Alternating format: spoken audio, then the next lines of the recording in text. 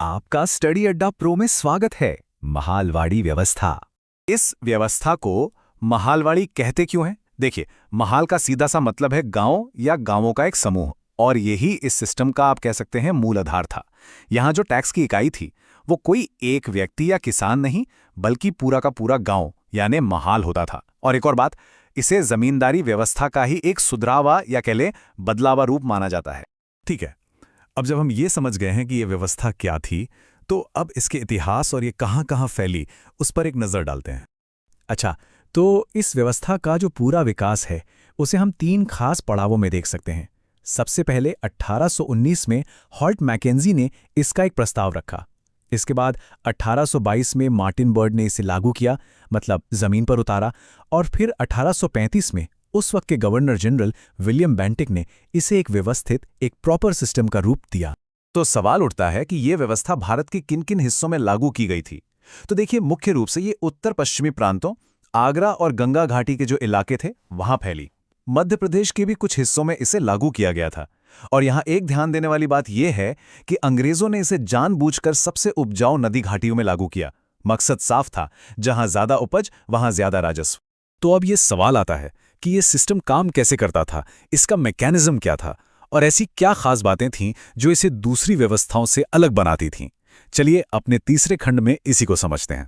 देखिए, इस पूरे सिस्टम में जो सबसे अहम कड़ी था वो था लंबरदार।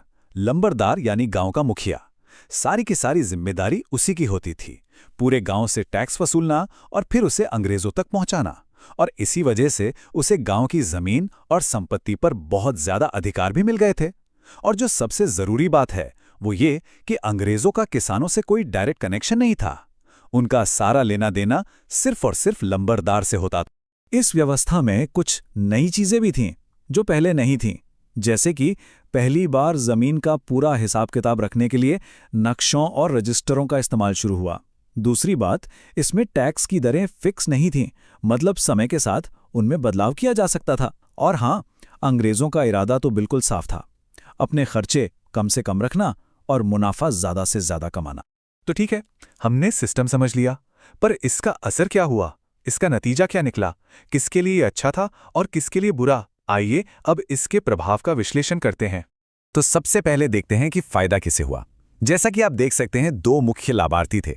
एक तो जाहिर है ब्रिटिश सरकार, उन्हें अपना साम्राज्य फैलाने, प्रशासन चलाने और खूब सारा पैसा कमाने में इससे मदद मिली। और दूसरे थे गांव के मुखिया यानी महाल प्रमुख। वो अपने गांव में बहुत ज्यादा ताकतवर हो गए और जमीनों पर एक तरह से उनका कब्जा हो गया। लेकिन अगर किसी को फायदा हुआ तो जाहिर है किसी को नुकसान भी हुआ होगा। और इस पूरी कहानी का जो सबसे बड़ा शिकार था वो था हमारा आम किसान।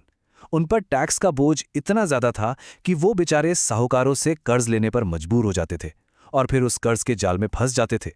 उनकी जमीन की भी कोई गारंटी नहीं थी, उन्हें कभी भी जमीन से बेदखल किया जा सकता था। कुल मिलाकर किसान की हालत बहुत खराब हो गई।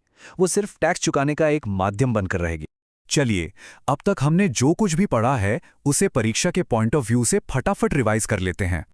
हाँ, एक बहुत ही जरूरी बात जो आपको याद रखनी है वो ये कि ऐसा बिल्कुल नहीं था कि पूरे भारत में सिर्फ एक ही सिस्टम यानी महालवाड़ी व्यवस्था ही चल रही थी। नहीं, भारत के अलग अलग हिस्सों में एक ही समय पर स्थायी बंदोबस्त, रैयतवाड़ी और महालवाड़ी, ये तीनों व्यवस्थाएं साथ साथ चल रही थीं। और ये उस समय की क्षेत्रीय विविधता को भी दिखाता है। आइए अब इस टेबल के जरिए सारे जरूरी फैक्ट्स को एक जगह देख लेते हैं। तो विवरण और तथ्य। प्रस्तावक कौन थे? हॉल्ट मैकेंजी 1819 में। इसे लागू किसने किया? मार्टिन बर्ड ने 1822 में।